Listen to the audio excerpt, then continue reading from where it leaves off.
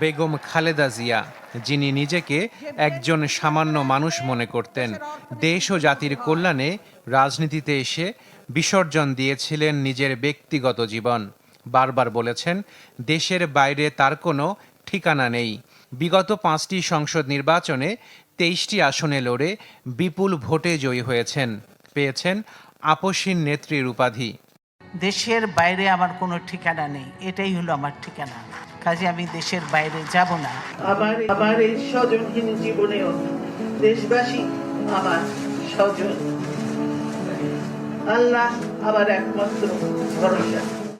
BNP chairperson Begum Khaleda জিয়ার মৃত্যুতে বিশেষ বৈঠকে বসে উপদেষ্টা পরিষদ।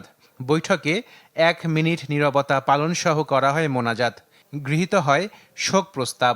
3 দিনের রাষ্ট্রীয় শোক সহ বুধবার ঘোষণা করা হয় সাধারণ ছুটি। ওনাকে আমরা হয়তো এত তাড়াতাড়ি হারাতাম না।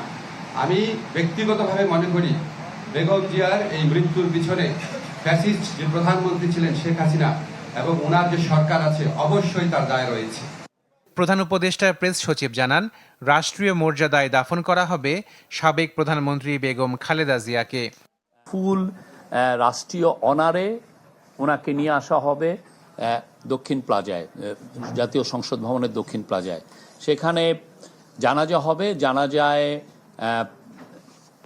মাননীয় চিফ অ্যাডভাইজার থাকবেন। এর আগে মঙ্গলবার দুপুরে জাতির উদ্দেশ্যে ভাষণ দেন প্রধান উপদেষ্টা। বলেন, খালেদা জিয়ার মৃত্যুতে জাতি এক মহান অভিভাবক হারিয়েছে, তাই এই সময়ে সবাইকে ঐক্যবদ্ধ থাকার আহ্বান জানান তিনি। তার দীর্ঘ রাজনৈতিক যাত্রা, গণমুখী নেতৃত্ব এবং প্রিয় মাতৃভূমির স্বাধীনতা ও সার্বভৌমত্বকে সমুন্নত রাখতে তার অবিচল ভূমিকা অবিস্মরণীয় হয়ে থাকবে।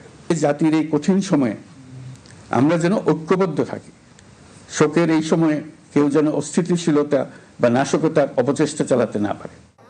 বুধবার বাদ জোহর সংসদ ভবনের দক্ষিণ প্লাজায় জানাজা শেষে বেগম খালেদা জিয়াকে দাফন করা হবে তার স্বামী সাবেক রাষ্ট্রপতি জিয়াউর রহমানের কবরের পাশে।